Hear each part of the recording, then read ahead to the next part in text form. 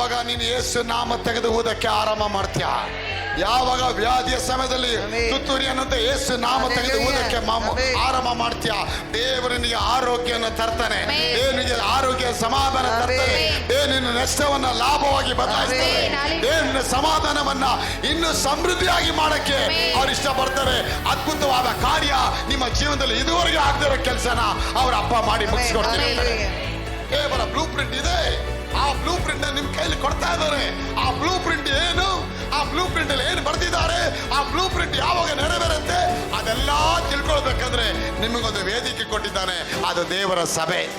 ಆ ಸಭೆಯಲ್ಲಿ ಯಾವಾಗ ಬರ್ತೀರಾ, you will explore, you will explore yourself, who you are, what you are, how you are, what is the strategy and the power of God is going to rest in you. ನಿನ್ನೊಳಗಿರುವ ಕಾರ್ಯ ಸಾಧಕ ಮಾಡತಕ್ಕಂಥ ಪುನರುತ್ಥಾನದ ಶಕ್ತಿ ಎಷ್ಟು ಮಹಿಮೆ ಅನ್ನೋದು ನೀವು ತಿಳ್ಕೊಳ್ಳೋಕೆ ಶಕ್ತಿ ಆಗುತ್ತೆ.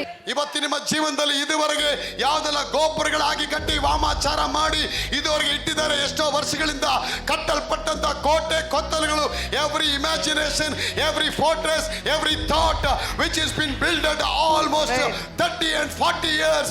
Today God is going to destroy them in the name of Jesus. ಯೇಸು ನಾಮದಲ್ಲಿ ಆ ಫೌಂಡೇಶನ್ ಇರತಕ್ಕ ಕಲ್ಲುಗಳನ್ನ ತೆಗೆದು ಹಾಕ್ತಾರೆ. ಒಂದೊಂದು ಸುತ್ತಬೇಕಾದ್ರೂ ಕೂಡ ರೋಹಿಣಿ ಅವರೇ ದೂತರುಗಳು ಕಲ್ಲ ತೆಗಿತಾನೇ ಬಂತು. ಅದು ತೆಗಿಯಕ್ಕೆ 7 ದಿನ ಆಯ್ತು.